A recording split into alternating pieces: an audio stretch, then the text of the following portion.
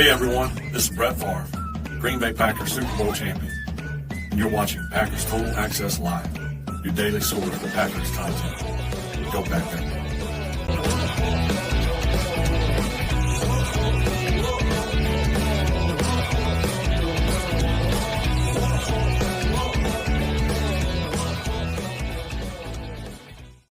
What's up, guys? Welcome into Packers Total Access. My name is Clayton. You can check us out on packernet.com. Find me on Twitter at Packers_access. Joined alongside Tim in a snowy Green Bay, Wisconsin, where he said it's a little difficult to pull out of the driveway. The snowbanks are so high over there now. Tim, you been out there shoveling today? Is it snow blowing? Is it shoveling? Is it all of the above? It's all of the above, man. It's that real powdery, pretty looking stuff. But, man, once it piles up, man, it compacts and it gets pretty heavy. So, we're getting round 2 right now, having fun. Nothing like winter in Green Bay, baby. I hear you, man. Well, winter in Tennessee and Kentucky is floods everywhere, so that's what's going on down here. Everybody posted on Facebook the backyards filled with water. So, but hopefully that'll subside here. I think that's definitely worse to deal with than snow. I'll tell you that. I'll take the snow all day over the water. Yeah, I'm with you on that too, man. It can be a pain. But hopefully I think that's supposed to move out. Here, it should have already eased up back home in Kentucky, and then I think it's going to move out or move back in the morning. So hopefully those waters can subside a little bit before the second wave hits, if you know what I mean. Yep. Fred McFarley says he's just here so he don't get fined. That's a good move right there, Mr. Fred. You're an amazing person. You know that, don't you? We got Blake B in the house. Said the stomach flu just hit my 2 daughters and wife the last 48 hours. I'm the last one here waiting to turn into Josh Myers in the Colts game. I think that's worse than being sick, Blake, is knowing you're up next, right? Yep. It's the old meme where it shows the Grim Reaper walking in the hallway, knocking on the doors, Tim. You know, you're the next one in the house. It's about to hit you. So that's a tough feeling, man, for sure. We're going to have to send them a football to puke on, you know. Exactly. All right, let's jump into the news here, man, as Rob Demovsky put an article out. I think it was earlier today, and he had a quote in it that caught everybody's attention. And, Tim, you know, we've been waiting for the news to drop on Jaire. They're going to restructure. That could come any day now pretty much. You're already seeing teams that are setting post-June 1st designations to be released. Obviously, there are players that are requesting trades. Rob Demovsky had an interesting quote in a tweet that I read earlier today on ESPN.com. It said, quote, multiple team sources have privately expressed their frustration with Alexander's inability to stay healthy and or play through injuries. The first part of that, I go, okay, everybody's frustrated with injuries. But that second part there, play through injuries, that kind of got my attention a little bit. So normally I roll my eyes at this type of stuff because obviously there's not a source attached to it. But the last one I remember happening like this was Aaron Rodgers, where it was multiple team sources, right? Same type of scenario there, are fed up with Aaron Rodgers and they're ready to move on, right? I remember that I think that came from, it wasn't Tyler Dunn, it was Bob McGinn. And I remember rolling my eyes at it. Then the next thing you know, bang, Goody starts shopping him while he was in the darkness retreat. So that's what kind of grabbed my attention on this, like I said, this quote from Rob Demovsky's article. I want to kind of get everybody's take on it. Do you guys think this is just hot air? There's no doubt in my mind someone told Rob that. Now, the question is it true? Are they, as we all refer to this type of year, it's lying season. And that's not to say that a reporter will go out and blatantly lie. It's just simply everybody's sharing information to get a leg up on the other person. Some of it may be accurate, some of it not so accurate, some of it might be just a filler out there, that type of thing. What's your take on this, Tim? You got anything you want to add? And I want to see what the chat's got to say. I think it's true, and I think everybody knows that. I don't think anyone wants to publicly say it, which is why there's no name source, and it's kind of inside baseball here. But it's frustrating. The inability to stay healthy part, that's called, running in front of a train every day for a living. That just comes with playing football. But the gritting through or playing through an injury part that could be kind of, I'm sure John might take that one a little personally, right? Those are kind of fighting words in this league. You're kind of, testing a guy's, manhood there. Are you willing to grit through it kind of thing? But, maybe Ja's just one of those guys that would rather be safe than sorry, and he'll push it. We saw him do that in the Chicago game, the first time around down in Chicago. He tried to go and basically had a setback with that knee. Tried to play through it. It got worse. So I don't know how to feel about that. I mean, yeah, it's probably a true statement. If anything, this probably leads more fuel to the Ja's probably not going anywhere conversation, right? If it's going to be tough to shop him for a trade, maybe he ends up in Green Bay on a restructured deal. Yeah, like I said, man, there were multiple people hitting me up going, "Hey, have you heard anything about this?" And there was a screen grab of a meme that someone had made that the Packers and Jaire have already agreed to a restructure, and that hasn't been released yet. I definitely didn't believe that because there's no source attached. There's not even sources close to the team said. It was just simply a meme, right? Like just a graphic with the caption on it. But yeah, man, the whole playing through the injury thing, like I said, that's what caught my attention. Let's see what the chat's saying about it here. Ron Sambo in the house says, Matt was clearly frustrated with the situation. I agree with that. And we're trying to read between the lines. Is he mad at Jaws? Is he mad at the medical staff? Is he just mad at the situation in general? It could be all of the above too, right? I don't know. I'm not a doctor. You could definitely sense some frustration from Matt LaFleur, and rightfully so, man. You feel like you played it safe, and then you didn't even get him for the rest of the year. That's a little frustrating. Maybe you go out and make another move if you know a little more definitively he's not going to play, right? And that whole situation is obviously going to bring out the maximum level of frustration. Drew D says, remember when LaFleur said he has no clue what was going on with Jaire and was upset? Exactly, right? Yep. So, and again, you couple that. This isn't just what Drew brung up. This isn't just what Ron mentioned. This is also taking into effect the last thing Josh said when he left the locker room on cleanout day was, I don't have anything good to say. And he left, right? It's essentially, I think that's how that was reported. It was either by Rob or it was by Jason Wilde. So, sooner or later, man, if the whole damn locker room's filled with smoke, there's got to be a fire somewhere, right? Yep. Prince in the chat, not the kind of thing you want circulating if you're trying to trade him. That's a great point there, Prince. Great point. Obviously, that's not going to drive up the value. Now, here's the thing, too. Goody could have already called around, right? Yeah. Now, it's rare that does not leak out, although when you leak that information out, you're typically leaking it for a reason, right? If he's on the trading block, if the team leaks that out, he wants the rest of the league to know without calling them, hey, this guy's available. If the player leaks it out, then it's, hey, let's try to drum up some activity for it. The fact that there's been no talk about that, that's a little odd to me. And like Prince says here, man, now you get something like this. It's like, and what you mean by that is it's real simple. If the team doesn't plan on keeping them, if there's zero chance the Packers keep them, and I'm not saying that's the case, I'm just kind of playing devil's advocate here. If that is the case, then teams are going to sit back and like, well, let's just pick him up. Let's just sign him. Wait till they cut him. They're going to cut him, right? That type of thing. So I don't know, man. Again, I wouldn't be surprised if he plays on the Packers either, with that other rumor going around that they were talking restructure already. To me, going into the offseason, that seemed like the most likely scenario because, again, the knock with Jaire isn't his lack of play, his level of play, I should say.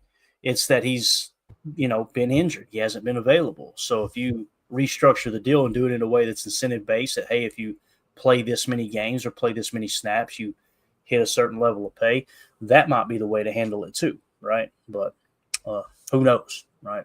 So, again, just wanted to mention that right off the cuff here because that really did catch my attention in that article, and I didn't know if I was just overreacting or what, but I threw it out there. Of course, there's the smart asses on Twitter who respond, well, of course, this is a big nothing burger. Nothing's changed, of course. And it's like, okay, got it, bub.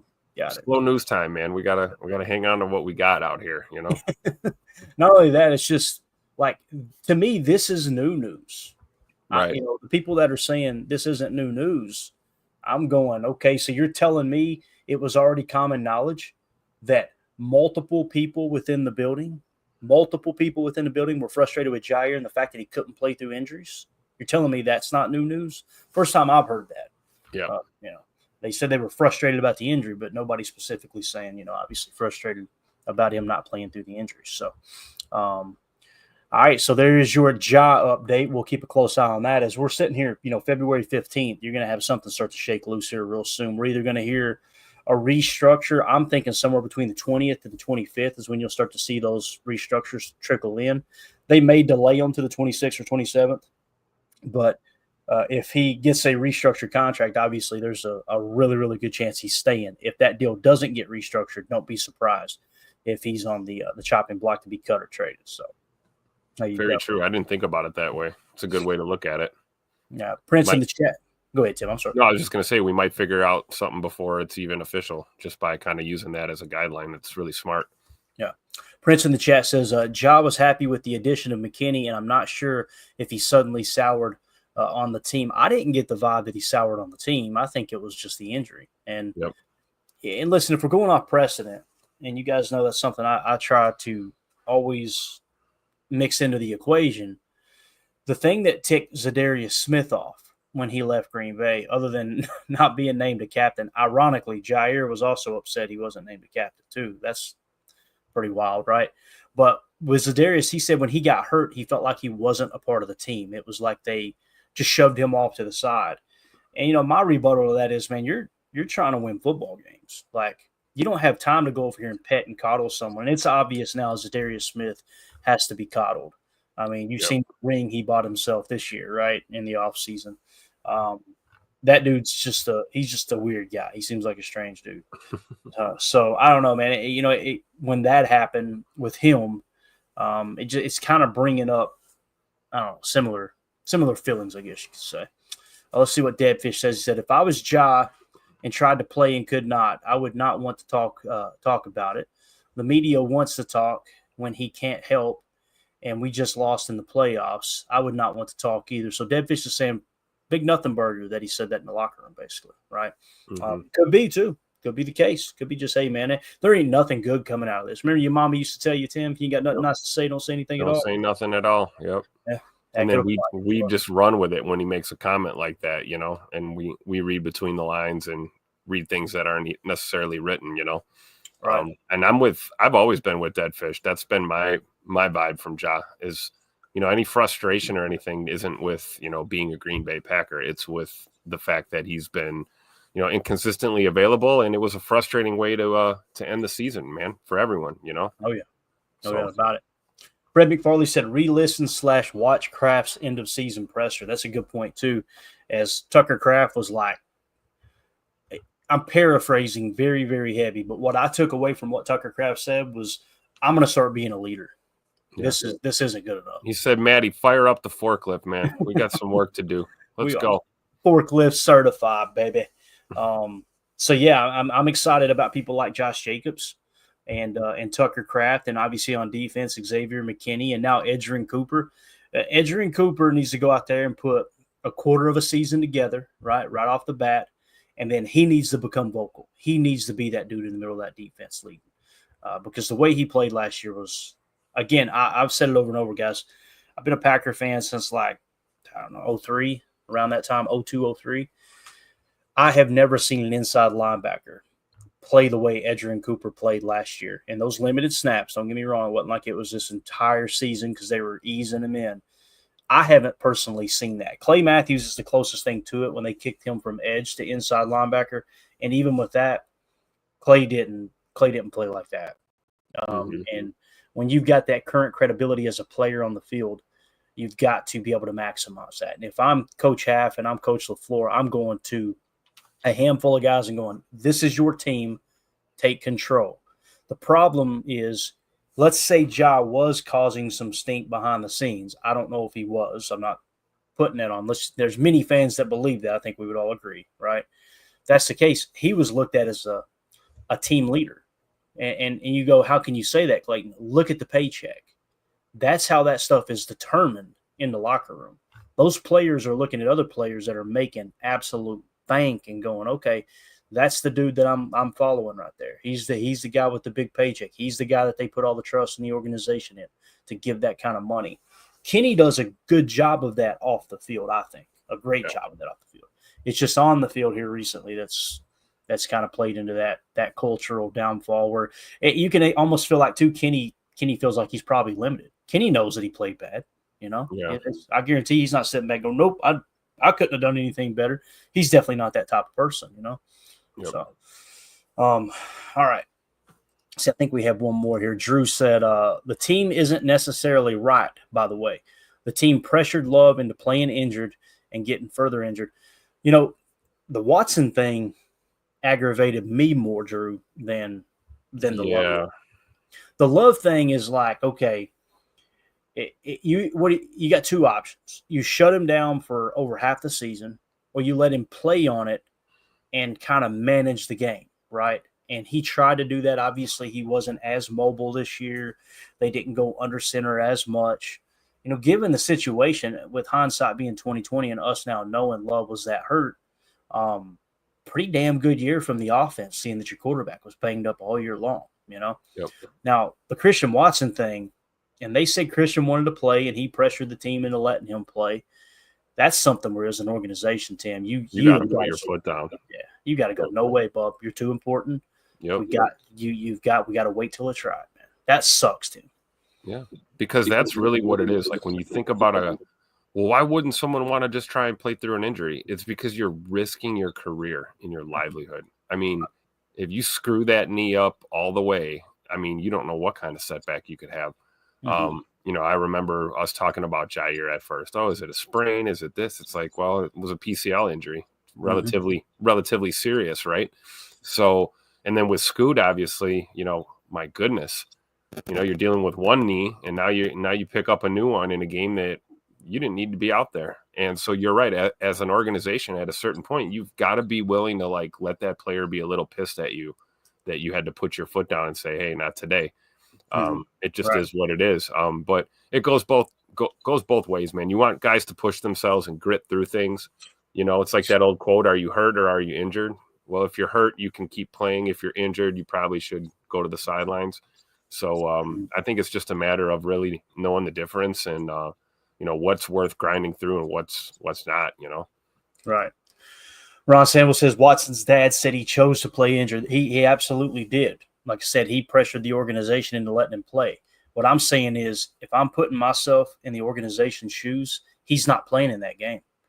And he's just going to have to understand that. Like, but listen, if you go out there now and you blow your knee up and you're out for 3/4 of the season next year because we rushed you back in a meaningless game against the Bears. That was the Bears, right, Tim? Am I remembering that? I believe so. Yeah.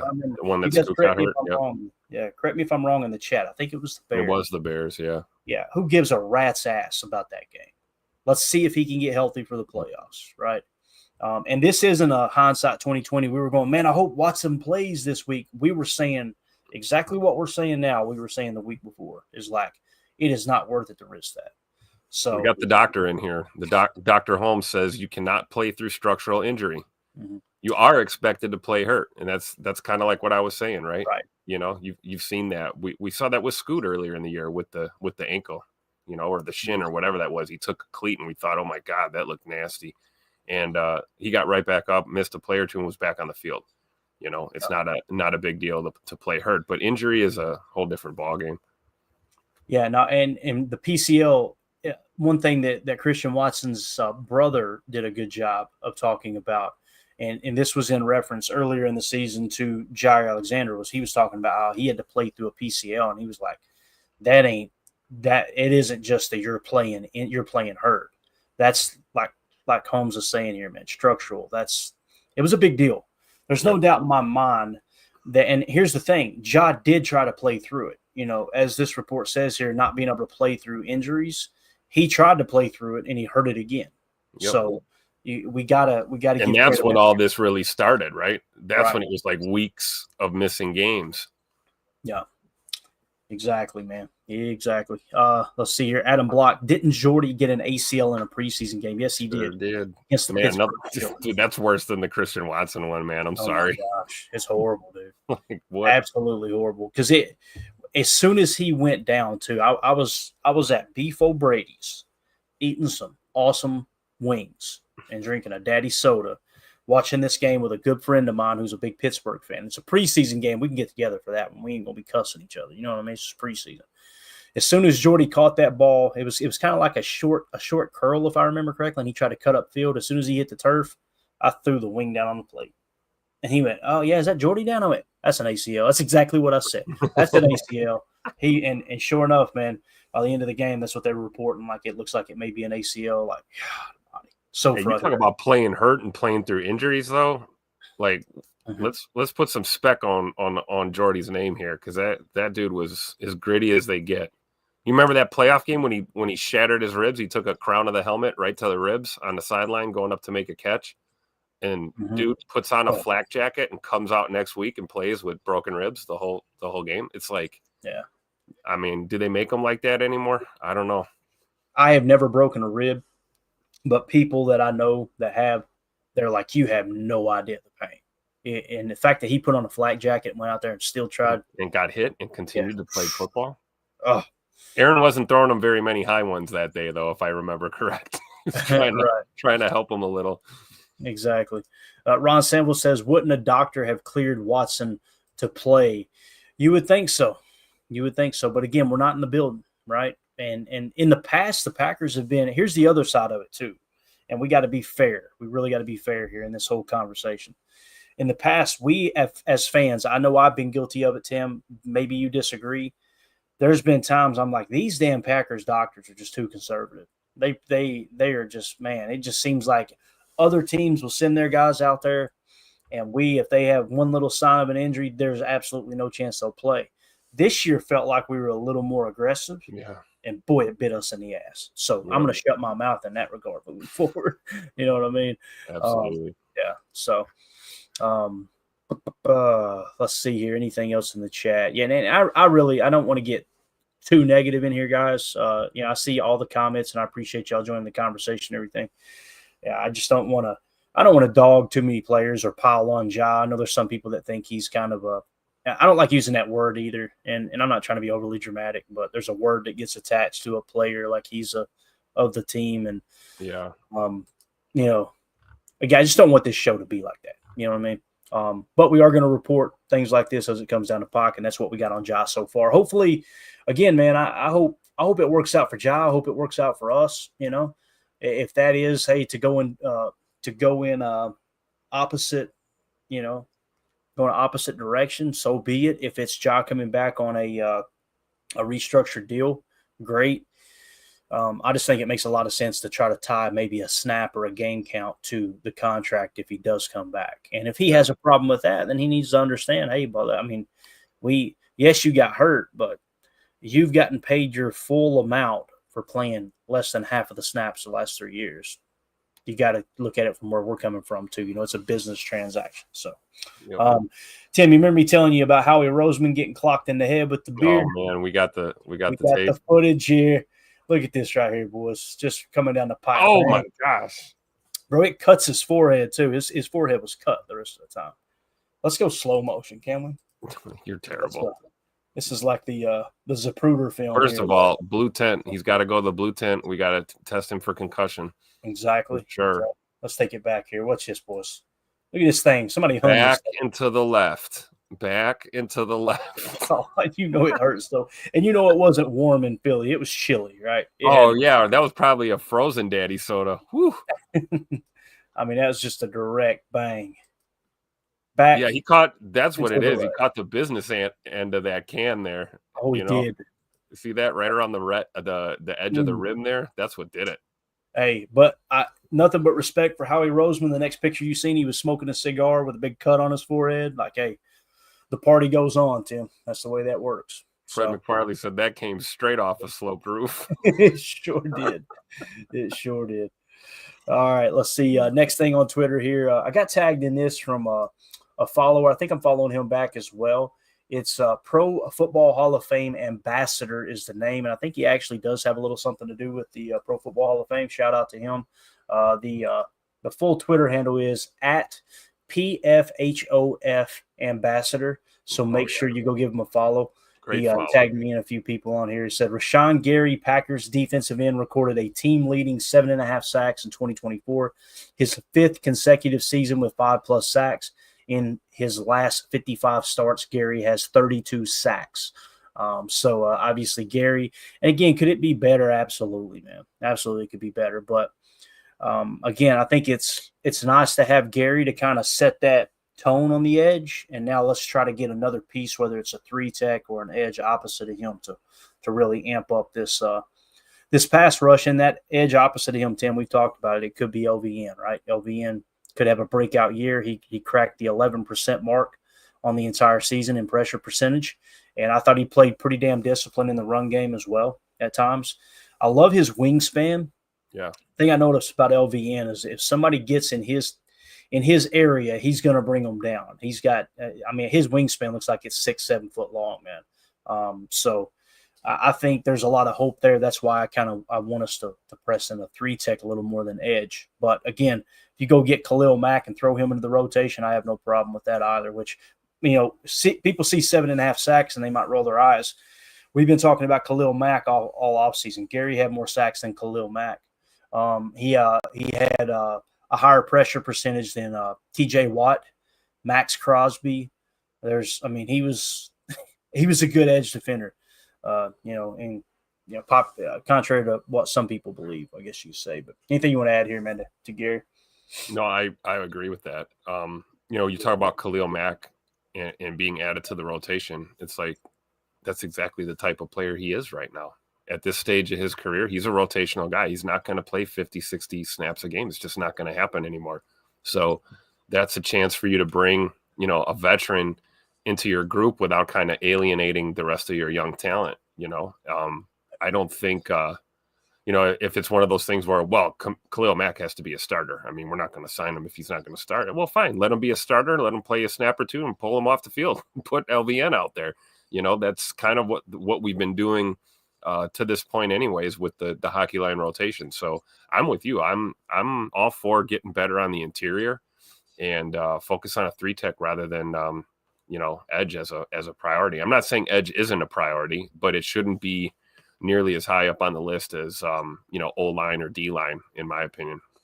Yeah, definitely.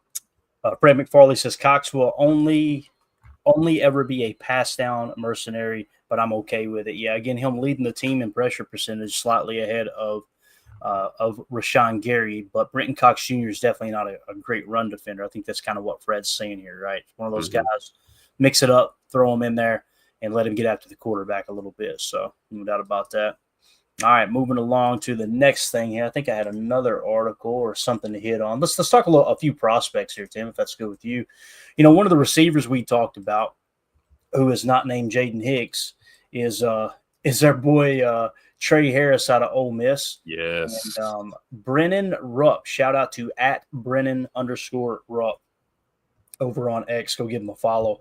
I just put this together here and said Trey Harris may be the next day 2 wide receiver taken by the Packers, question mark there. And Trey Harris, a big body receiver. And you see here in Ole Miss, a little skinny post going up and over the LSU defender and making that grab right there. Trey Harris has got a lot of good traits. I just quote tweeted him and put, Ole Miss wide receiver Trey Harris currently sits 51st on our PTA big board. So when you talk a day 2, you're talking second round. That's right there in that wheelhouse, Tim. Yep.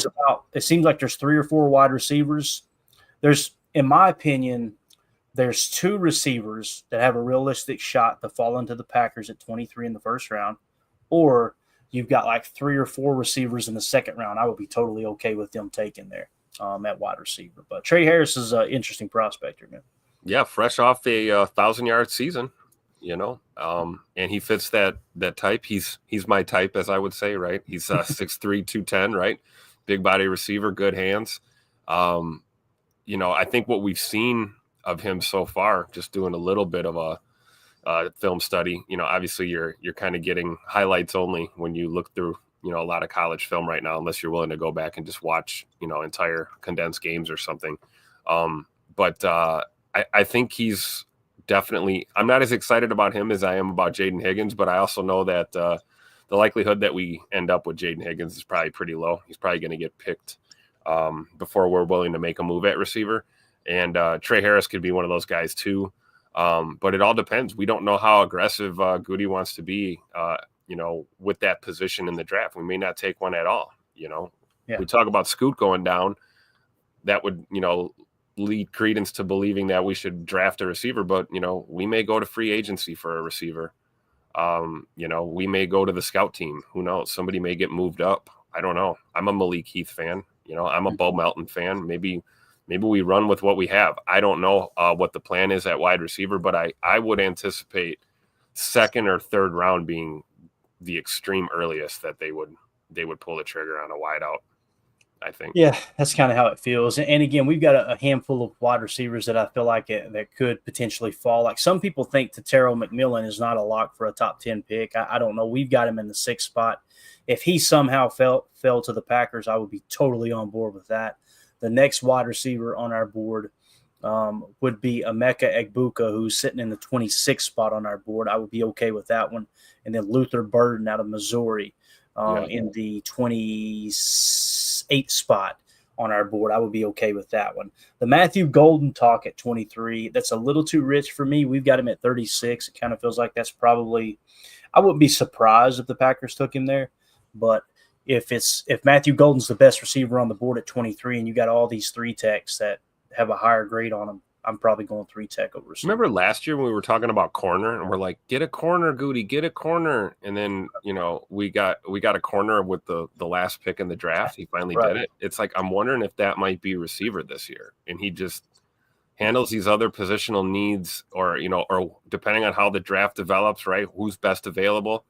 Maybe we do take an edge. Oh my gosh, and then, 6th round, 7th round, you snag one of these other developmental type of receivers. But, at the end of the day, I think if we are going to get a receiver in Green Bay, it's got to be a difference maker. That's why, a bunch of us are on the bandwagon of bringing a veteran that's proven at this point. And at least we can name names this time around. We're not just, complaining about not having a veteran receiver, without naming anyone. We've got a few ideas in the free agent market and then a few big names here in the draft too. I mean, don't put it past anyone out here. I mean, you just as much as you could be a bust, you could also come into the league and ball out and take the league by storm in your rookie year too. We've seen it happen time and time again. So yeah, absolutely. Next up here, something else we tweeted out from Football Insights at @FBall_insights over on X. Abdul Carter might have some company, and he basically highlights these edge defenders, right? And it's one of these charts where on the left side of the chart running vertically, you got true pass sets. And then on the right or on the bottom running from left to right, you got overall pass rush win rate, okay? He's got some of the top guys kind of highlighted here.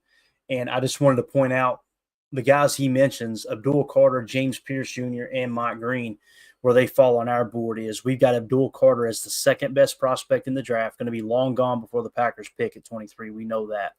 James Pierce Jr. is interesting. He's sitting in the 14 spot for us, right? And there's been some mocks where he's fell out of the first round. There's been others that he's went top 10. So we really don't know exactly where he's at. If I had to put money on it, I would say he's going to be closer to top 10 than closer to 2nd round, my personal opinion. And, of course, Mike Green was one of the players we identified right off the bat when we started our draft process here. As soon as the season wrapped up, he was one that was just like, damn, this Mike Green dude, he looks like the real deal. He's sitting in the 16 spot, so right around the same tier as a James Pierce Jr. Now, when you look at this chart and we kind of zoom in and get a little bit more detailed on it, it's about as good as I can do. You can kind of see some of the players in college and where they ranked, and there's some big names up there, man. In the upper right is obviously what you're looking for, right? Nick Bosa is in the upper right. Leatu Latu, I think is how you say his name. He was one of those 35% true pass sets, and he was over 20% in overall pass rush win rate. He was my best edge defender last year in the draft. And then, of course, you got Joey Bosa, who's a little bit lower than that. Nick Bosa's brother that went to the Chargers. I think they both played at Ohio State, didn't they? Am I thinking right, Tim? I can't see the logo, but I believe they did. Yeah. So essentially what you've got here is the only players that are better than Abdul Carter and James Pierce Jr. on this chart here is Nick Bosa and Leatu Latu. And I could see some would say, no, actually James Pierce Jr. and Abdul Carter are better than Latu because obviously the overall pass rush win rate is more important than the true pass sets themselves. So those two guys, and when you look at the overall pass rush win rate, Tim, according to these metrics here, and this is done by PFF, right? James Pierce Jr. had an overall pass rush win rate greater than Abdul Carter. So that would make you think James Pierce probably going to be closer to the top 10 as opposed to fall into the second half of the first round or even in the second round, you know? Yeah, absolutely. And then I think Mike Green is, right there behind him, right? Probably going to be in that same kind of neighborhood. I was pulling up Mike Green's PFF numbers. I mean, guy's a monster, man. Really is. Yeah, and Princely here, I can never say his name. Princely out of what school was it he was with? I've got him here on my board if I can find him. He's a little bit lower on our board. Here we go. Uman Million. Yeah, I screwed up every time. He's another Ole Miss guy, right? He's in the 54 spot on our big board. And he was the 4th highest graded edge defender in all of college football. When I took the information down, that's where they had him. Sometimes those do bounce around a little bit by the end of the year, or by the time the draft gets here. How it changes, I have no idea. Talk to them, not me. Consensus Big Board had him at 38. PFF Big Board had him at 37. 33rd team had him at 53. Dane Brugler had him at 75. So he comes in at the 54 spot. I would be totally fine with taking him with the second round pick if he's sitting there. I just don't want to touch him with the 23rd pick, Yep. And he is one that's been linked to the Packers as well, by the way. So of the players we've mentioned so far, the only ones who have been linked to the Packers are these edge defenders. I believe is Princely. Yeah, Princely's the first one. So the hell with what we want. They're going to take an edge. Yeah, probably. I think the way they look at the edge spot here, Tim, is like if they're taking a look at these guys that are borderline second-round picks and seeing, holy cow, maybe they're better than everybody thinks they are. Yeah. And maybe they'll pull the trigger with the 23rd pick. I don't know. But there's got to be a reason that they met with them, and we'll keep that updated as we move forward. One of the things I wanted to do tonight, but we'll probably run out of time, is I wanted to go to the big board. We'll do it in the morning for sure. Go to the big board, and let's just go down each prospect in order by ranking, the ones that the Packers have been linked to, and just kind of see if we find a little bit of a common ground there. So, again, Mike Green, then you got Princely, and then it drops off significantly to Jack Sawyer and Nick Scourton. They're a little bit lower, but they're all in the upper right quadrant for sure. So, notice the player you don't see there, though, is the kid out of Georgia. What's his name? Jalen Walker. Am I thinking right, Tim? Yeah, Jalen Walker. Yep. He's officially listed as an edge now, but he played a lot of stack backer. That's one I'm a little nervous about, man. There's people that are really high on him. Dane Brugler's got him as his 3rd best prospect. Daniel Jeremiah has him as 6. 33rd team Kyle Krabs had him at 10, and we got him in the 26 spot. Maybe I'm just a little shell shocked from the whole Quay Walker thing because people were saying the same thing about Quay, like, hey, he can play stack backer, he can also rush the quarterback. We put him at stack, and obviously I think we would all agree it hasn't worked out the way we wanted it to for a first round pick. If Quay had been a 3rd round pick, Tim, we'd be like, oh, Quay was a good pick. Yeah, no, yeah. I like Quay. But the fact that he was a first round pick, we obviously judged him a lot harder. So, all right, so there's a little edge talk. And we're all caught up. There you go. So we're good on Twitter. Let's hop over to the Patreon group real quick. I think we had a couple questions in there, if I remember correctly. The VIP section. That's right. So this is from our Patreon group. If you want to join our Patreon group, just go to patreon.com/Packer Fan Total Access. You get access to all the chats in there, and you can ask questions for the show. It works the same way as a super chat here on YouTube. So it's just a way you can get we try to hit all the chats we can, but you guys know it's a limited amount of time with the content we're trying to obviously cover here. Holmes says, Clay, are you guys doing the show tomorrow at the Ass Crack of Dawn again? Holmes, I don't know if you've been on the bottle or not, bud, but we've been going normal time like we always. All of a sudden he's complaining about how early we're going. Maybe it's just a weekend thing for the doc there. So yeah, they switched his shift at the hospital, right? He's sleepwalking right now. Blake B said, you on the West Coast there, Doc? So, could be, and that would be a hard thing to get used to for sure. All right, so in the Patreon group here, Greg S. says, do you think Goody's comments of, quote, increasing urgency will carry over to his draft strategy? Maybe he'll take a priority on proven players over the high athletic prospects. Will he deserve criticism if he continues to pick the latter? If he hits he will not get criticized. If he misses, he will get criticized. And that's the name of the game, right? And even if he hits, he'll get criticized and then criticized again. And yeah, you can't do anything right if you're a GM in the NFL. Come on now. Everybody knows that. I've been very vocal. I'm with I get the vibe. Greg agrees with me here. I would rather go with, if you've got a guy that's just got crazy good tape and less athletic, and you got a guy who's crazy athletic, scored off the charts, and less appealing tape, I'm going with the better tape. That's just me. But Goody, I feel very comfortable saying he disagrees with that. And who the hell am I to say he's wrong for that, right? Trying to think of some of the hits, and he does that real early, it seems like. You know what I mean? Like the early picks, they're just athletic freaks. Like LVN, I'm not willing to write that up as a miss yet. I think he showed promise last year, and he's finally starting to get a significant amount of snaps, even though he's still well under 40%. I think he's under 40% of the snaps last year. If he takes a step forward, I think he's got an opportunity to be a potential hit for Goody, but you got to get it going quick, right? Rashawn Gary, obviously, I think, was that a Ted Thompson pick? I'm trying to think. It might have been a Goody pick. It feels like it was forever ago. Rashawn was Goody. Yeah. Gary was a first-round pick.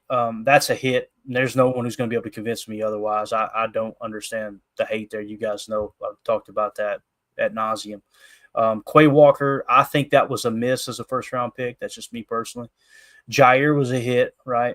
Devontae White is kind of right there with LVN. He's just one year ahead, right? Mm-hmm. He's got an opportunity to prove that was a hit. We'll see what happens this year in that regard. Darnell Savage, that was a hit, right, Tim? Tim gets so mad at me for bringing up Darnell Savage every show. It's just, you're going to miss. Hold on, where's Jacob when you need him? Don't put that name in my mouth right there. You're going to miss. But when you miss and then you double down with the fifth-year option, that's where I'm like, what are we doing? Yeah. Yeah. That's like pouring gas on a fire, man. Wow. That still shocks me to this day. That's why it's like, I don't know. It's just tough to hear that name because we wasted so much time and money. Mm-hmm. It's not a knock on Darnell Savage. Hey, it is what it is. We all knew he was a good locker room guy and a good teammate. It was the being good on the field part that kind of led us a little, left us a little disappointed, I think. And then we were shocked as hell that they kept him around as long as they did. And he was very, correct me if I'm wrong. One thing, if someone were to say, you got to say something positive about Savage, my go-to would be he seemed like a really good teammate. Yep. And my second thing would be he was available. Yep. Right? That's true. That's a guy that wasn't on the injury report a lot. Unfortunately, he was available. The way you say that. Ron Sample, Savage was a hit in the bag. There you go, right? So, okay, moving along here. Chris in the Patreon group said, I've been criticizing him for years. He doesn't seem to hear me. LOL. Chris, man, you gotta show up at his office one morning, man. Show up in a suit and tie. Don't encourage this. Yeah. No, go to 1265 and tell them that you're with the IRS, make up a fake badge, and then they'll get you right in to see Goody, and you could tell him that he's a knucklehead for taking like 3 different felonies you're asking him to do. Yeah. And when it happens, when you see it on the news, don't try to tie me to it, okay? I ain't hearing it. Yeah, so, you didn't hear it here. You didn't hear it here, folks. You didn't hear it from a fan right here. All right, so let me just double check these other Patreon chats. I know we got the general chat that's lit up. Obviously, nothing to do with the show there. Just everybody in there hanging out. It says CJN sent a photo in there. I'm scared to look at that, so we'll just go ahead and close that on out. But anyway, Tim, you got anything else you want to hit on, man? We'll get ready to wrap up here. I feel like we hit the important stuff tonight, and we'll be back in the morning, obviously, to talk some more Packers. I'm going to try to put a priority tomorrow on starting with the prospects that are linked to the Packers, and then if we do a second hour tomorrow morning, or we do whenever we do the evening show, we'll dive into Spot Track and how they've got the potential free agents and how they've got them ranked in terms of average annual value. But anything else, Tim? No, I think that's a great plan. I like that. That way we don't – I get confused sometimes when we talk free agent and draft back-to-back or at the same time. So it's a good way to kind of put the prospects in a box and then look at these free agents kind of from a different perspective. But, no, I think it's great. I got nothing else except, another round of snow removal. So I'll enjoy the rest of my evening. You enjoy yours. Yeah. That's why we're wrapping up tonight, guys. We're wrapping up early so Tim can go out there and get some more shoveling. I'm gonna do some snow angels too, man. Gonna have some fun out there too. His wife's looking out the bay window, sipping a warm cup of hot chocolate, saying, "He was the best guy around." As he's out there frozen in the snow like Jack Nicholson in The Shining. Just out there all. Anyway, you guys stay safe out there with the snow. Stay warm. I know Chewy hit me up. He lives somewhere somewhat close here in town. He was talking about how cold this rain is too. I would much rather have the snow you guys got than this. I'm telling you, I walked outside earlier. I let Lincoln out. Lincoln looked at me like, you've lost your mind if you think I'm going out here to use the bathroom right now. We're going to wait an hour. So everybody, like I said, stay safe. Hit that like button for us. We'll see you in the morning for Good Morning Lambeau, PTA Live, whatever you want to call it. We'll be back at 8:30 a.m. Central. As always, let's go out and be the change we want to see in the world. Go Pack, go. And we go. All right. Bye, guys.